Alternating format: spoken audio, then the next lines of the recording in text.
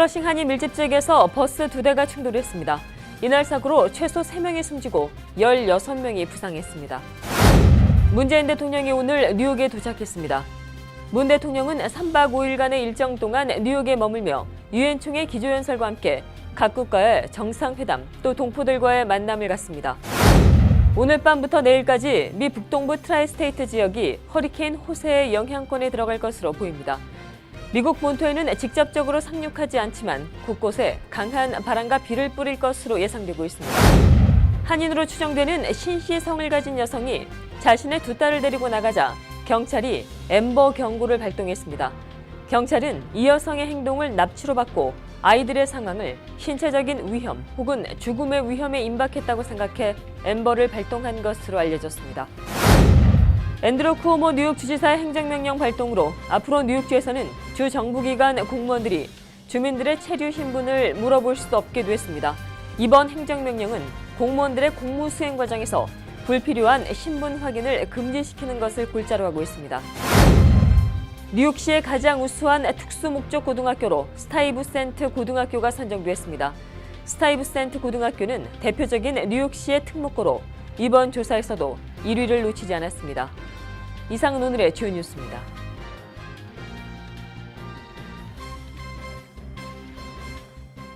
SBI융자 전문은행 뉴밀레니엄뱅크가 홈모기지 융자를 시작했습니다.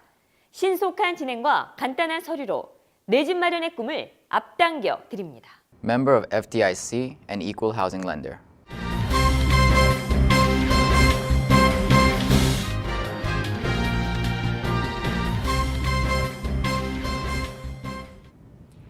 시청자 여러분 안녕하십니까? 9월 18일 KBTV 뉴스9입니다. 플러싱 한인 밀집 지역에서 버스 2대가 충돌했습니다. 이날 사고로 최소 3명이 숨지고 16명이 부상했습니다. 박소현 기자가 보도합니다. 플러싱 한인 밀집 지역에서 버스 2대가 충돌해 최소 3명이 숨지고 16명이 다쳤습니다. 오늘 아침 6시 15분경 퀸즈 플러싱 메인 스트리트와 노던 블로바드 교차로에서 Q20 MTA 버스와 관광버스가 충돌했습니다.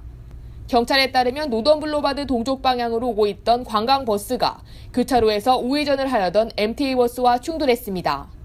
이 충돌로 관광버스는 옆에 있던 음식점 앞문을 들이받았고 이어 휴대폰 상점도 들이받았습니다. 버스가 들이받은 음식점에서는 충돌 후 화재가 발생했습니다.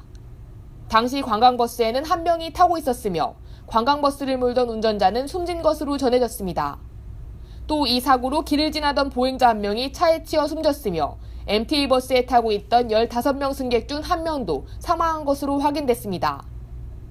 경찰에 따르면 최소 16명의 부상자가 발생했으며 이 중 중태에 빠진 사람도 있어 사망자는 더 늘어날 수도 있습니다.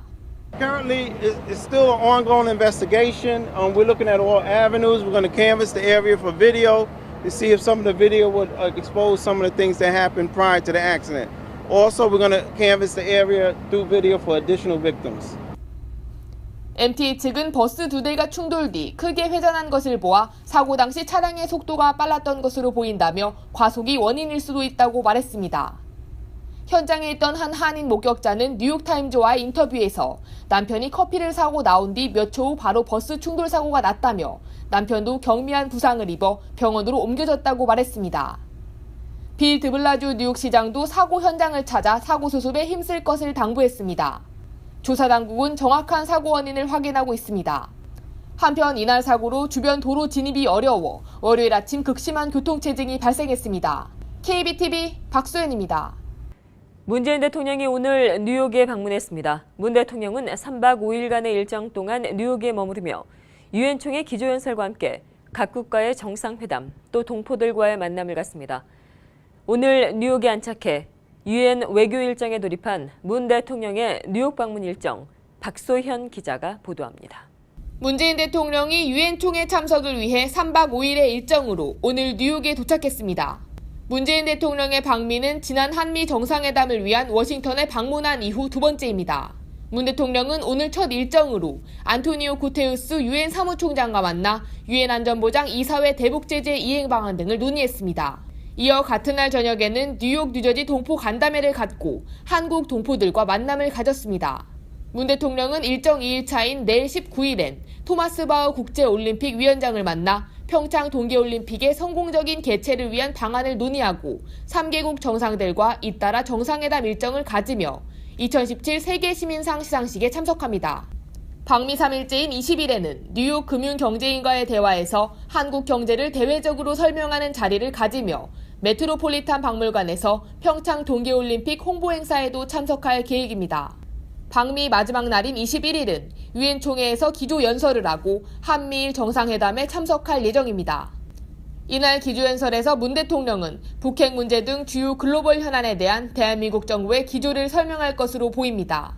한편 19일부터 일주일간 진행되는 유엔 총회에는 120여 개 나라 정상들이 뉴욕으로 모여 사모안 경비와 교통 통제가 진행될 전망입니다. 뉴욕시경은 유엔 본부 주변 도로를 통제한다는 메시지를 보냈으며 유엔 본부 앞 도로인 1번 에비뉴와 2번 에비뉴에서 유엔 본부로 들어오는 도로가 상시 차단됩니다. KBTV 박소연입니다. 오늘 밤부터 내일까지 미 북동부 트라이스테이트 지역이 허리케인 호세의 영향권에 들어갈 것으로 보입니다. 미 본토에는 직접적으로 상륙하지 않을 것으로 보이지만 곳곳에 강한 바람과 비를 뿌릴 것으로 예상되고 있습니다. 또 인근 해안 지역에서는 침수 피해가 우려되고 있습니다. 보도에 박소현 기자입니다. 대서양을 따라 북상하고 있는 허리케인 호세가 내일 뉴욕과 뉴저지 지역에도 간접적으로 영향을 미칠 것으로 예상됩니다. 허리케인 하비와 동급인 카테고리 4등급이었던 호세는 이동 중 세력이 점점 약화되면서 현재 최고 풍속 90마일 미만의 허리케인 카테고리 1등급으로 하향됐습니다. 국립 허리케인 센터는 당초 호세가 해상에서 소멸할 가능성이 있는 것으로 예보했지만 지난 15일 오전 진로를 바꿔 미 북동부 지역에 영향을 미칠 것으로 예보했습니다. 이에 뉴욕, 뉴저지, 커네디컷 등 트라이스테이트 지역은 빠르면 오늘 밤부터 호세의 영향권에 들어갈 것으로 보입니다. 호세로 뉴욕시 곳곳에서는 범람이 우려되고 있으며 인근 해상 지역은 만조와 겹칠 것으로 예고되고 있어 해안 지역에서의 침수 피해가 우려되고 있는 상황입니다. 한편 국립 허리케인 센터는 호세로 19일 뉴욕, 뉴저지 지역에 최소 풍속 50마일의 강한 바람과 함께 비가 내리며 다음날 20일 오전엔 허리케인 영향권에 벗어날 것으로 예측했습니다. KBTV 박소연입니다. 한인으로 추정되는 신씨성을 가진 여성이 자신의 두 딸을 데리고 나가자 경찰이 엠버 경고를 발동했습니다.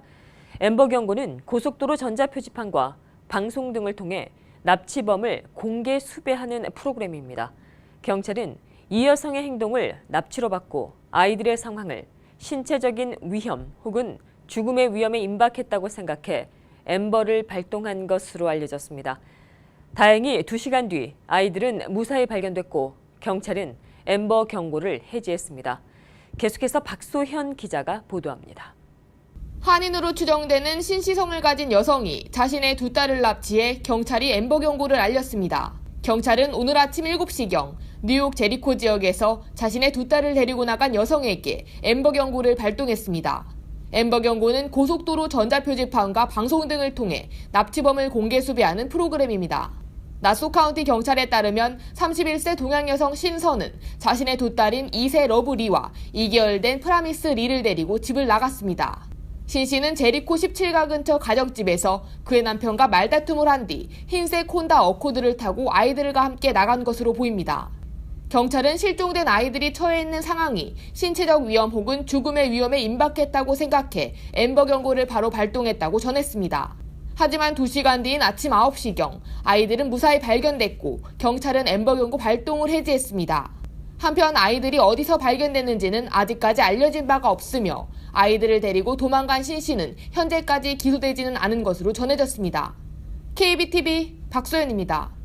어린이 앞에서 자위 행위를 한 한인 남성이 경찰에 체포됐습니다. 이 남성은 뉴저지 한인 밀집 지역을 중심으로 이 같은 행동을 저지른 것으로 파악됐습니다. 버겐 카운티 검찰에 따르면 이 남성은 지난 13일과 14일 팰리세이드 파크와 레오니아 등지의 차 안에서 자위 행위를 했고 신고를 받고 출동한 경찰에 붙잡혔습니다. 경찰은 한인 하성민 씨를 성폭력과 어린이 위해 혐의로 체포했습니다. 앤드루 쿠오모 뉴욕 주지사의 행정명령으로 앞으로 뉴욕주에서는 주 정부기관 공무원들이 주민들의 체류 신분을 물을 수 없게 됐습니다.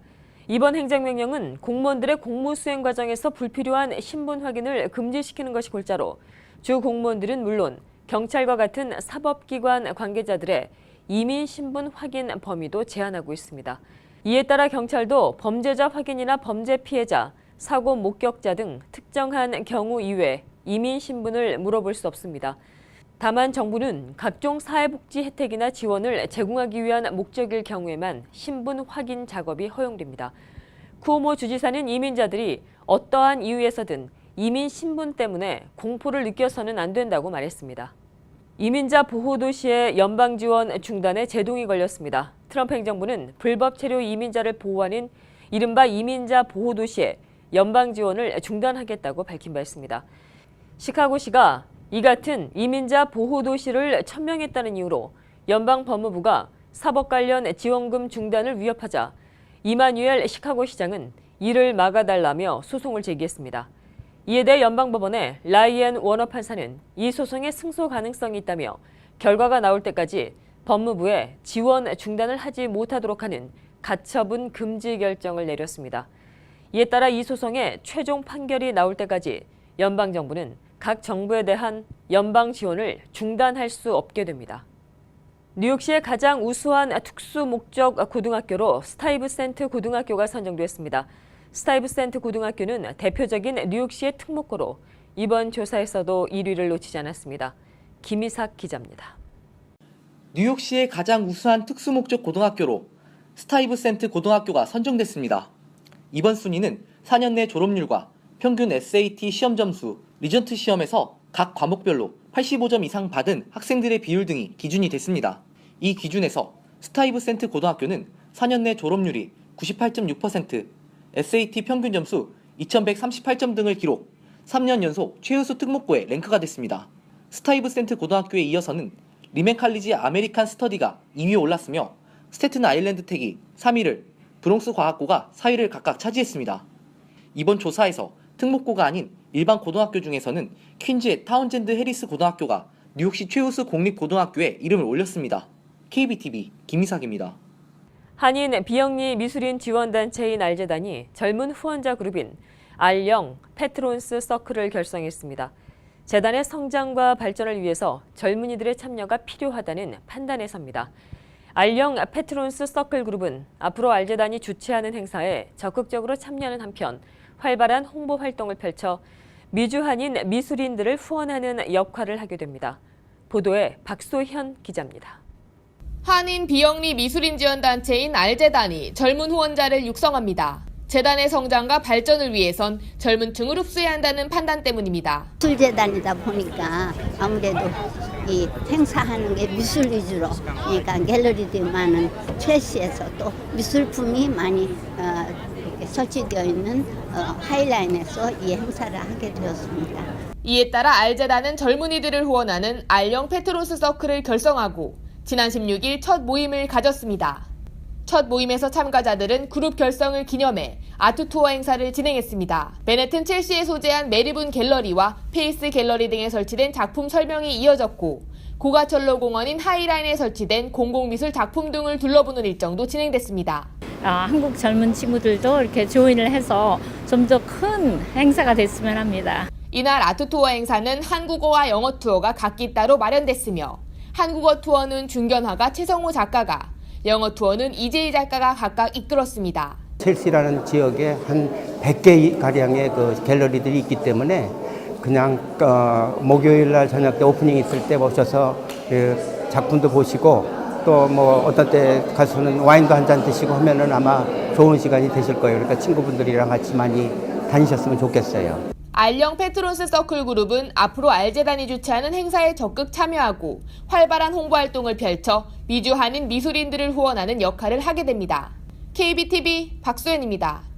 지난 주말 뉴저지 홀리네임병원에서는 무료 건강검진 행사인 헬스 페스티벌의 종합혈액검사가 진행됐습니다. 종합혈액검사에는 1000여 명이 넘는 인원들이 참가해 성황을 이뤘습니다. 헬스 페스티벌은 30일 종합혈액검사를 받은 이들을 대상으로 전문의와의 검진과 정밀검사가 진행됩니다. 김희삭 기자가 보도합니다. 지난 16일과 17일 뉴저지 홀리네임 병원의 연례 무료 건강검진 행사인 헬스 페스티벌의 첫 번째 행사가 열렸습니다. 올해로 9회째를 맞은 헬스 페스티벌은 지난 16일과 17일 종합 혈액 검사를 시작으로 이달 30일 전문의와의 검진과 정밀 검사가 진행됩니다. 먼저 지난 주말 오전 7시부터 10시까지 병원에서 있은 종합 혈액 검사에는 1천여 명이 넘는 인원들이 참가해 성황을 이뤘습니다. 올해는 예년보다도 정말 더 많은 분들이 오셔서 이렇게 혈액 검사도 하고 많은 관심과 참여하시고 계신데 너무 감사하고요. 종합 혈액 검사는 콜레스테롤, 빈혈, 당뇨, 간, 신장 등 총 33가지 항목에 대한 검사가 이루어집니다. 이날 종합 혈액 검사를 받은 이들을 대상으로 30일에는 전문의와의 검진과 정밀 검사가 진행됩니다. 오전 9시에서 오후 1시까지 열리는 전문의와의 검진과 정밀 검사에는 25개 분야의 70여 명의 전문의들이 참가해 종합 혈액 검사 결과를 토대로 한 1:1 의료 상담을 제공합니다. 또 1:1 의료 상담 이외에도 30일엔 심전도와 전립선암, 안과, 체지방 측정, 골밀도 검사 등도 실시되며 독감 예방접종도 실시됩니다. 헬스 페스티벌은 한인사회 조기검진의 중요성을 알리기 위해 매년 열리며 무료 건강검진은 18세 이상 한인 무보험자는 누구나 참여할 수 있습니다. KBTV 김희삭입니다. 오는 10월 4일 추석을 앞두고 뉴 밀레니엄 뱅크가 송금 수수료 면제 서비스를 시행합니다. 뉴 밀레니엄 뱅크는 9월 25일부터 10월 5일까지 무료 송금 서비스를 실시하며 대상은 자사의 개인 계좌와 비즈니스 계좌를 갖고 있는 경우에 해당됩니다. 또 대상 국가는 타민족 고객이 늘어나는 추세를 반영해 한국을 비롯해 중국과 홍콩, 베트남, 인도 등지로 확대 적용됩니다. 저희 은행 고객분들 안에서 무제한 송금 서비스를 하고 있습니다. 대상 국가는 한국을 비롯해서 중국, 홍콩, 베트남, 인도 5개국이고요. 기간은 9월 25일부터 10월 5일까지입니다. 저희 은행 같은 경우는 여기 펠팍에 오픈을 했잖아요. 네, 그렇기 때문에 새로 오시는 분도 많고 로케이션 때문에 지금 어카운트 오픈이 굉장히 많이 됐거든요.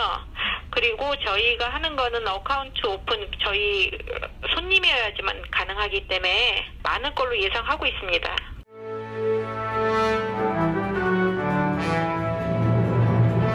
(9월 18일) 사건과 사고입니다. 9살 난 소년이 학교 운동장 골대에 머리를 부딪혀 숨졌습니다. 어제 아침 10시경 맨해튼 헬스킨 웨스트 50가에 위치한 파크 웨스트 고등학교 축구장에서 9세 토마스 세라스가 교회 친구들과 축구를 하다 골대에 머리를 부딪혀 그 자리에서 쓰러졌습니다. 토마소는 바로 병원으로 이송됐으나 끝내 숨졌습니다. 경찰은 정확한 사고 원인을 조사하고 있습니다. 브루클린에서 한 남성이 총에 맞아 숨지는 일이 발생했습니다. 경찰에 따르면 지난 16일 새벽 4시 30분경 브루클린 크라운 하이츠 790 프랭클린 애비뉴 근처에서 한 남성이 흉부에 총을 몇 차례 맞았습니다. 목격자에 따르면 당시 피해 남성은 근처 델리 가게에서 식료품을 산 뒤 가게 밖에서 누군가와 대화를 나눴습니다. 그런데 그 순간 갑자기 총성이 울렸고 피해 남성은 다시 델리 가게 안으로 피신했으나 결국 계속되는 총격에 사망했습니다. 사건의 용의자는 총격을 가한 뒤 곧바로 도주했습니다. 퀸즈에서 애완견과 함께 산책을 하던 2명의 여성이 애완견에 물리는 일이 발생했습니다. 경찰에 따르면 지난 16일 밤 10시 13분경 퀸즈 리치우드 어워필드 스트릿과 와이코프 애비뉴 근처에서 애완견 핏불과 함께 산책을 하던 2명의 여성이 핏불에 물렸습니다. 당시 개는 갑자기 한 여성의 복부를 물었고 다른 여성이 이 개를 떼어내려 하자 이 여성의 팔도 같이 물었습니다. 개는 당시 현장을 목격한 경찰의 총에 맞아 사살됐습니다. 경찰이 버스 안에서 80대 남성을 구타한 여성을 찾고 있습니다. 경찰에 따르면 지난 3일 맨해튼 이스트 34가와 1애비뉴를 지나고 있던 한 MTA 버스 안에서 80세 남성과 한 여성이 말다툼을 하고 있었습니다. 이 여성은 말다툼을 하다 막대기 같은 물체로 남성을 때린 뒤 버스에서 내렸습니다. 경찰에 따르면 가해자인 여성은 버스에서 내리기 전 백인인 이 80세 피해 남성을 향해 백인 혐오 발언을 한 뒤 자리를 떴습니다. 피해 남성은 현재 병원에서 치료를 받고 있습니다.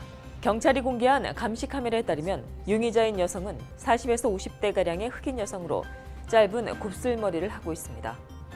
계속해서 오늘의 주요 단신 이어집니다.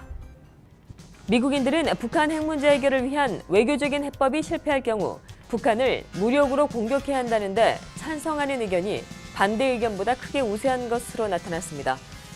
여론조사 기관인 갤럽이 지난 6일에서 10일 미국의 50개 주와 워싱턴 DC의 성인 남녀 1,022명을 상대로 조사한 결과 외교, 경제적인 해법을 실패할 때 북한의 군사적인 행동을 해야 하느냐는 질문에 대해 응답자의 58%가 이에 찬성했습니다. 이런 가운데 제임스 매티스 국방장관은 18일 서울을 중대한 위험에 빠뜨리지 않는 대북 군사 옵션 방안이 존재한다고 말했습니다. 매티스 장관은 이날 국방부에서 기자들과 만나 서울을 중대 위험에 빠뜨리지 않고 북한에 취할 수 있는 군사 옵션이 있느냐는 질문에 있다고 답했습니다. 하지만 이에 따른 구체적인 언급은 하지 않았습니다. 트럼프 대통령이 전 세계 120여 개국의 정상급 인사들이 참여하는 최대 다자 외교 무대에 데뷔합니다. 트럼프 대통령은 김정은 북한 정권의 폭주를 제어할 수 있는 해법의 실마리를 마련할지가 초미의 관심사입니다. 트럼프 대통령은 19일 총회 연설과 21일 한미일 정상회담 등 각국 정상과의 연쇄 회담을 갖습니다. 금융정보 사이트인 윌렛허브가 미 전역의 50개 주의 주민들의 행복지수를 조사한 결과 뉴저지주는 주민들의 행복지수가 6번째로 높은 주인 것으로 나타났습니다. 이 조사에서 뉴욕 주민들의 행복지수는 22위에 머물렀으며 1위는 미네소타주로 나타났습니다. 계속해서 포커스인과 커뮤니티 브리핑 이어집니다.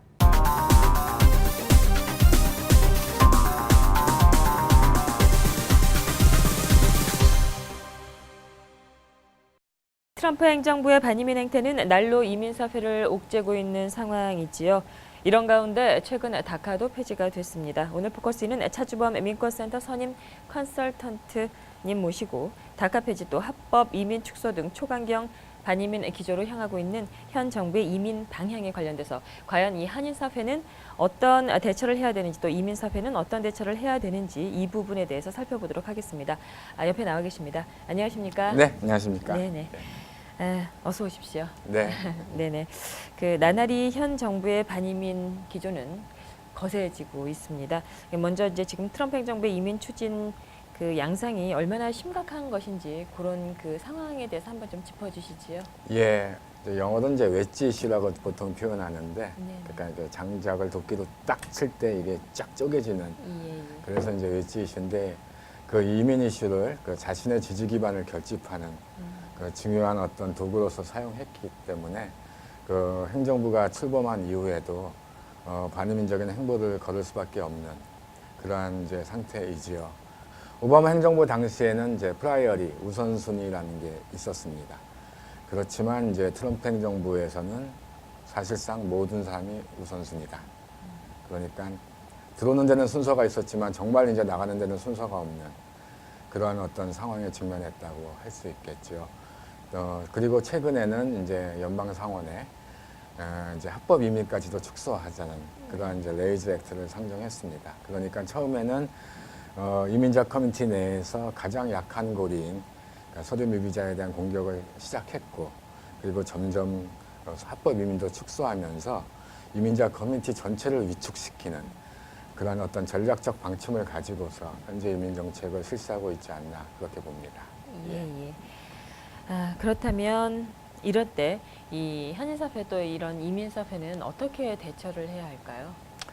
예, 한마디로 집약해서 말씀드리면 저는 이렇게 말씀드리고 있습니다. Again 2006, 2005년 겨울에 연방하원에서 당시만 해도 그 최악의 반이민법이라고 평가받았던 그 제임스 센센브레너 당시 하원 법사위원장과 우리 한인들에게도 친숙한 그 롱아일랜드의 지역구를 가진 피터 킹 의원이 공동 발의했던 법안이 하나 통과되었습니다. 그 핵심 내용은 서류 미비자를 이민법 위반자를 넘어서 형사법 위반자로, 그러니까 크리미널라이즈하는 이제 그러한 조항을 삽입하고 더 나아가서 그 서류 미비자들을 도와준 사람들까지도 처벌하는. 그러니까 그 법안이 만약에 다행히 상원에선 통과가 되지 않아서 법제화는 안 됐습니다만 현재 법으로 계속 가동 중이었다라면 저희 민권센터는 전원 아마 전과자가 됐을 겁니다. 네. 이제 그러한 법안이었습니다. 예. 제가 왜 이 얘기를 드리냐면은 그 법안이 통과되자마자 우리 이민자 커뮤니티가 정말 분노했습니다. 그러니까 지난 20여 년 정도의 경과를 돌아보면은 이민개혁은 언제나 이슈였고 우리는 언제나 우리가 원하는 바를 충분히 성취하지 못했지만 결과적으로는 또 한편으로는 우리의 노력으로 이민개혁이 이루어지는 어떤 목적까지 가는 순간도 있었습니다. 그런 차원에서 제가 어게인 2006를 말씀드리는 거고요.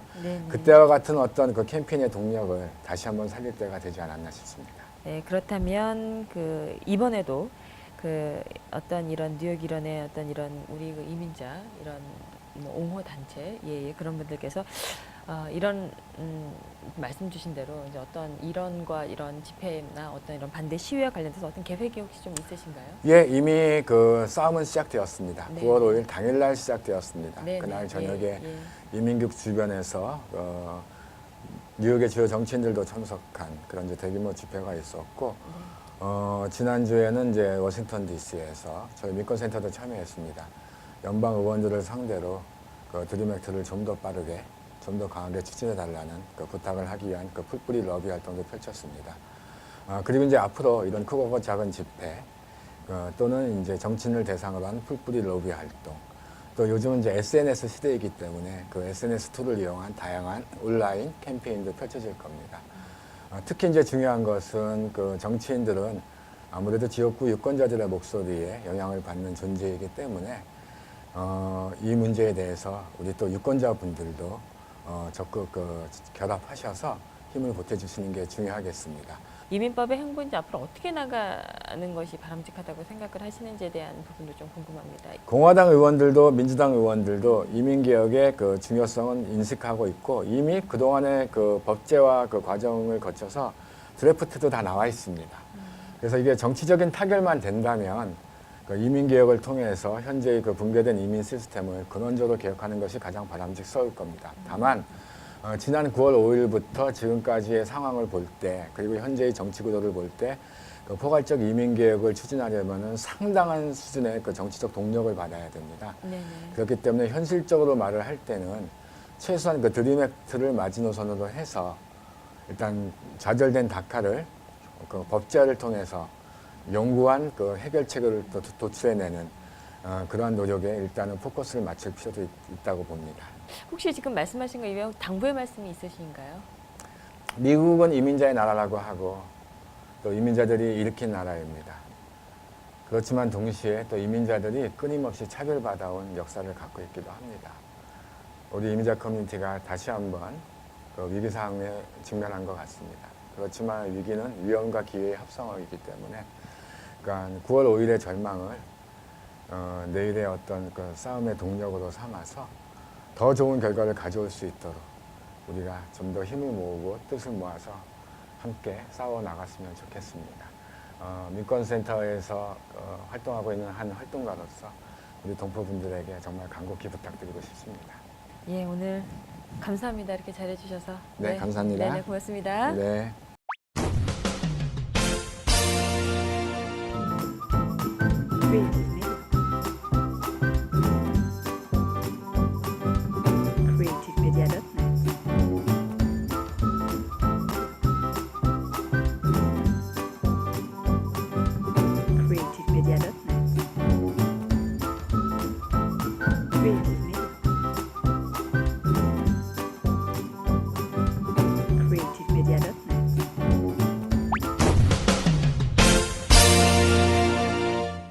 계속해서 환율과 증시 보시겠습니다.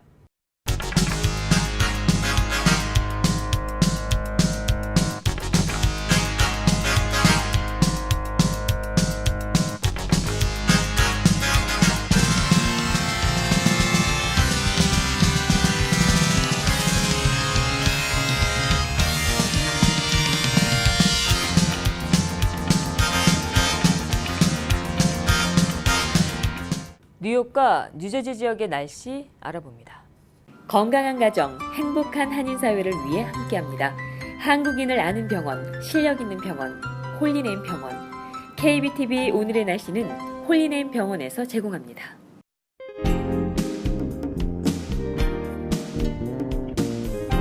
오늘 하늘은 대체로 흐리고 다소 습했습니다. 하늘은 다소 변덕스러우며 밤사이 곳곳 비가 내리는 지역이 있겠습니다. 한밤 최저 67도입니다. 내일은 허리케인 호세의 영향으로 비가 내리겠습니다. 비의 양은 0.3에서 0.5인치가량 됩니다. 하늘은 하루 종일 흐리겠습니다. 한낮 기온은 오늘보다 조금 내려가겠습니다.